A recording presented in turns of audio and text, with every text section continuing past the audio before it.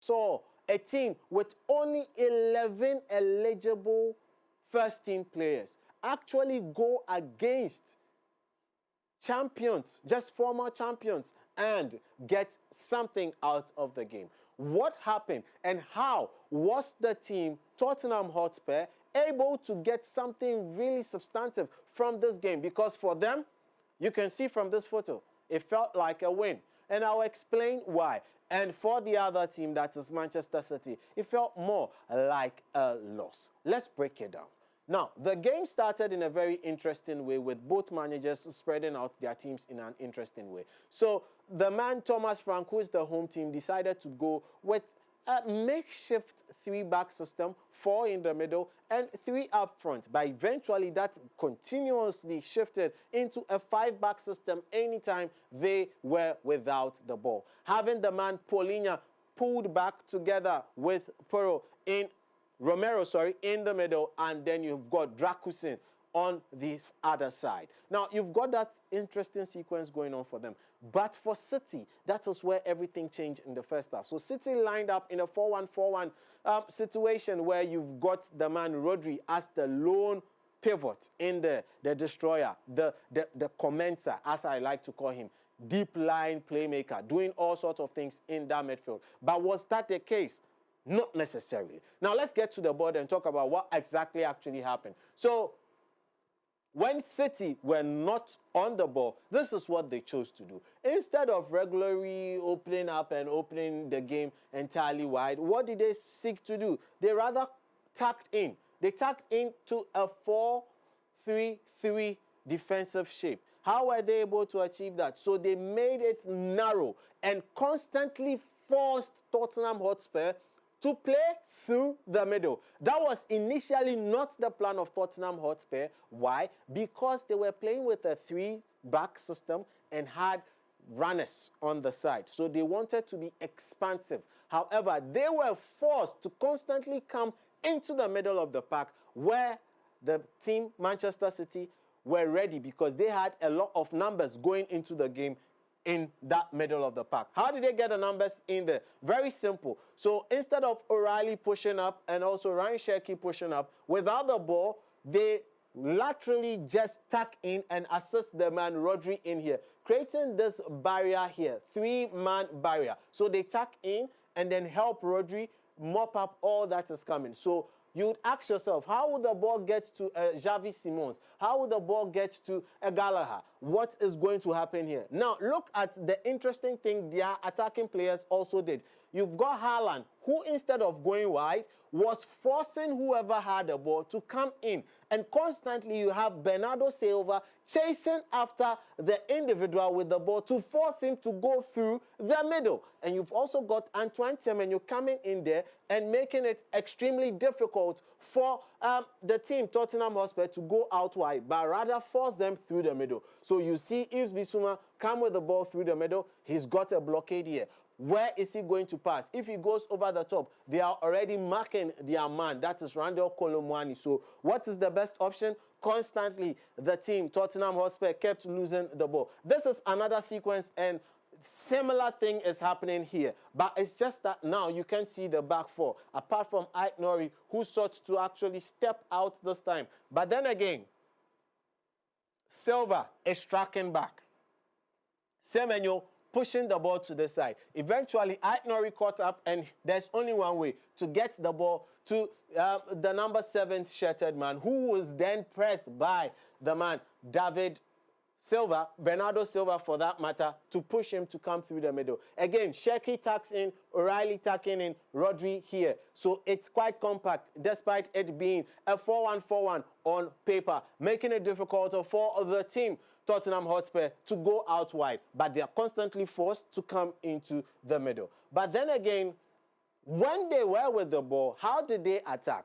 With this 4-1-4-1 sequence, that again got dished. How were they doing it? So they still kept a 4-back system, but then again shifted everyone into 2-2-2. So it then became a 4-2-2-2. How was it achieved? So you've got Bernardo Silva, who was just shifting back together with Rodri to create that pivot there. You've also got O'Reilly, who was creating another pivot right in front of these two to create that second pivot. Now you've got the attackers, Semenyo, who was constantly running in this curved nature, and also Haaland running in this curved nature. So creating a 4-back system, 2 here, 2 here, and 2 here to try and progress the ball. And that was some of the things that led to them eventually getting their 2 goals in the first half. Now, what did Tottenham also seek to do to actually stop this whole thing from happening?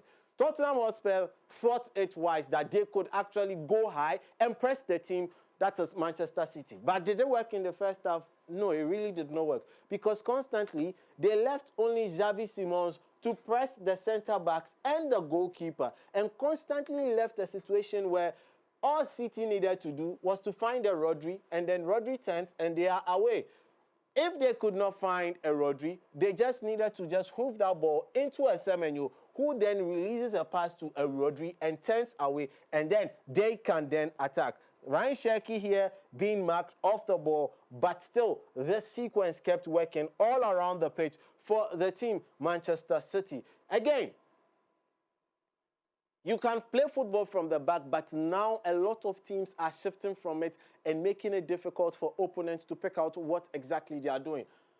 The goalkeeper in this case for Manchester City is really good with his kicks. That is Donnarumma. And pressing him, okay, so you choose to go man on man. Donnarumma still has to go out wide. When he goes long, he's able to get to an Antoine Semenyo, who is also tracking back to receive that ball and then quickly help his team transition from all this play here, play from the back issue, to actually now starting the play from a much more threatening position for their team. Now let's look at what Manchester City struggled with much later in the second half. So in the second half, Thomas Frank just actually also went his way. He decided to tweak a certain kind of things in the game, and then that got him results. So he brought in Pape Metesa. Yes, he brought in Pape Metesa, and also actually just switched everything in the middle. So bringing in Pape Metesa proved that they now also had 3 men actively in the middle, with Gallagher sort of pointing out a bit because he kept running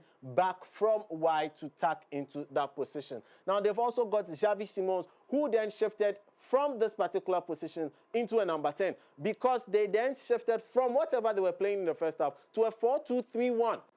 And that 4-2-3-1 had Sarr Bissouma in that 2, and then you've got the man Simons playing in the number 10 position and causing more havoc. And from the number 10 position, you even constantly had Xavi Simons drifting up to the left-hand side and helping out his team to cause more havoc. It is from such a situation that's where he kicked the ball for the man Solanke to get that equalizer that actually helped. And then again, it was from similar situation that he had Gallagher, who was then playing on the right-hand side of the 3 in front of the 2 pivots to actually bend another one in, where you got the scorpion-esque kick from the man Dominic Solanke to equal things at 2-0.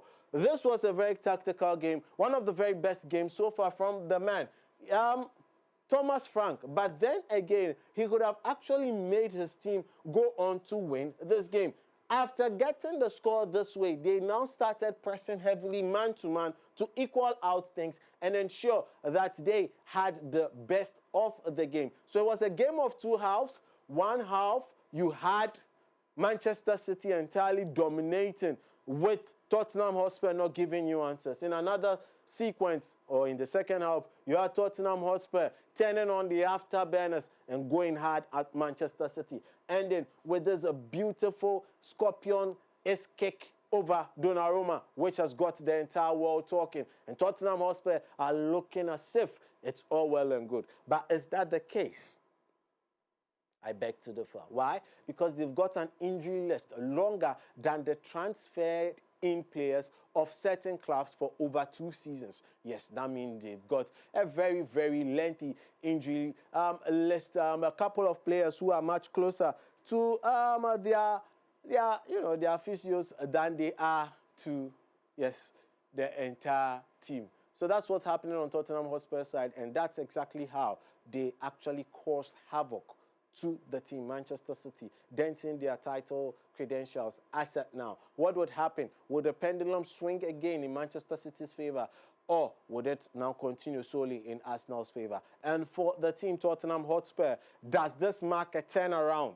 Because we've seen teams play in such a manner against Manchester City and then go on to have a very steady run, including the likes of Leeds United, who were able to get something or prove a point in their second half when they played at the Etihad Stadium. From that run, they went on and actually beat a lot of teams. They did not lose a game until recently.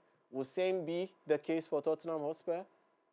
We'll find out, especially now that they are not going to be playing in Europe yet because they are part of the final 16, the last 8. They made the cut. They were in the top 5 even in the Champions League, but it's not working for them in the league itself. That's the EPL. But with this performance, switching things around, Thomas Frank has proved that he's tactically adept and is very flexible. But would it continue for subsequent games, or would he choose and pick his moment still? Only time will tell. This